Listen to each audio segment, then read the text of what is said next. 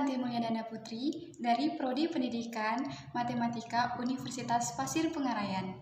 Baiklah, di sini saya akan menjelaskan materi pengantar pendidikan Pancasila. Pancasila menjelaskan tujuan dan fungsi pendidikan. Pancasila sebagai komponen mata kuliah umum, diploma, dan sarjana.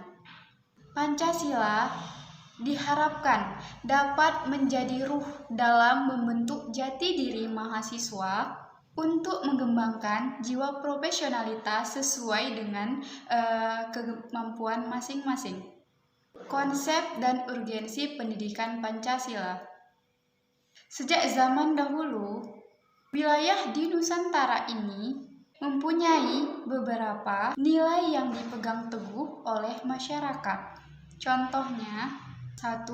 Percaya kepada Tuhan dan toleransi. 2. Gotong royong. 3. Musyawarah.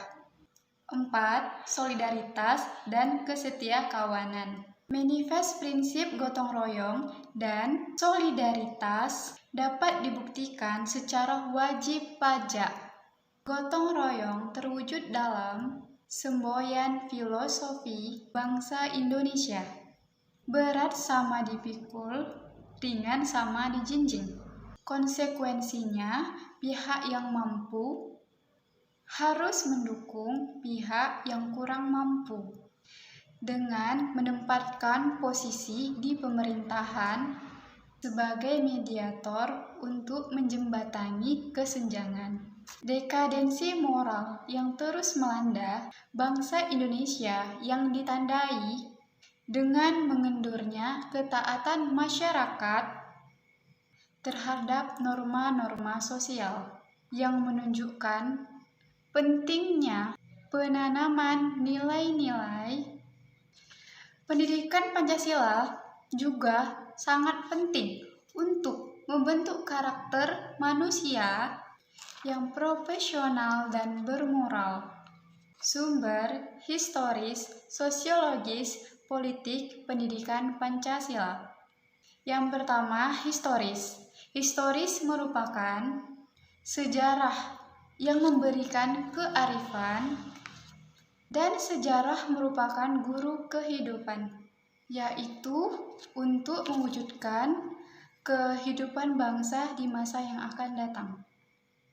Yang kedua, sosiologis, yang merupakan ilmu antar manusia. Yang ketiga, yuridis. Maksudnya di sini, NKRI merupakan negara yang berlandaskan hukum. Salah satu cirinya bernuansa sinonim. Urgensinya menunjukkan Undang-Undang Dasar 1945. Yang keempat, politik.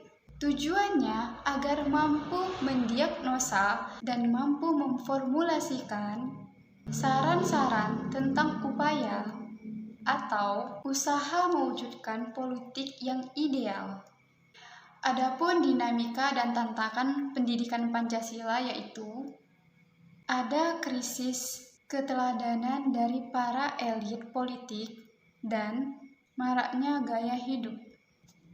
Menggali sumber historis, sosiologis tentang Pancasila dalam upaya dalam kajian sejarah bangsa Indonesia.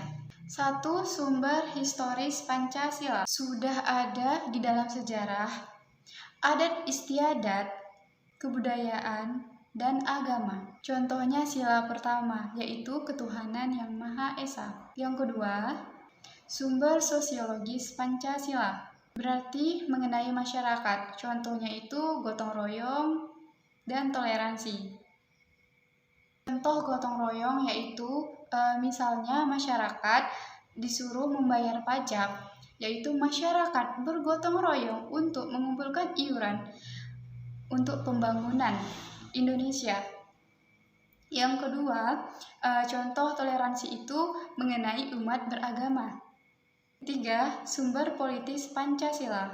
Nilai-nilai Pancasila, misalnya nilai kerakyatan, dapat ditentukan dalam suasana kehidupan perdesaan yang pola kehidupan bersama, bersatu, dan berdemokrasi,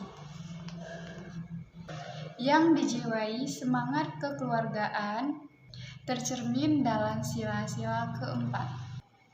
Semangat seperti ini sangat diperlukan untuk dalam pengambilan musyawarah. Argumen tentang dinamika pendidikan Pancasila, yaitu adanya pasang surut dalam pemahaman nilai-nilai Pancasila dan berbangsa. Yang kedua, argumen tantangan terhadap Pancasila, yaitu salah satu tantangannya meletakkan nilai-nilai Pancasila dalam posisi sebenarnya, sehingga nilai-nilai Pancasila menyimpang dari kenyataan hidup berbangsa dan bernegara. Selanjutnya, esensi Pancasila dalam kajian sejarah. Selanjutnya, Pancasila dalam kajian sejarah bangsa, yaitu menjadi dasar filsafat bangsa. Materi selanjutnya yaitu menelusuri konsep dan urgensi Pancasila dalam arus sejarah bangsa Indonesia. Pertama, kita akan membahas periode pengusulan Pancasila. Penyampaian usulan tentang dasar negara oleh Insinyur Soekarno-Hatta dalam Sidang BPUPKI.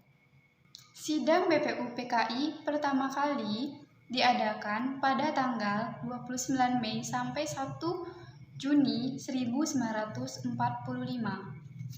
BPUPKI dibentuk oleh pemerintahan Jepang pada tanggal 29 April 1945 dengan beranggotakan 60 orang, yaitu ketuanya Dr. Rajiman Widyo-Diningrat dengan dua wakilnya. Yang pertama itu Raden Panji Suroso dan yang kedua itu berasal dari orang Jepang, Bangase.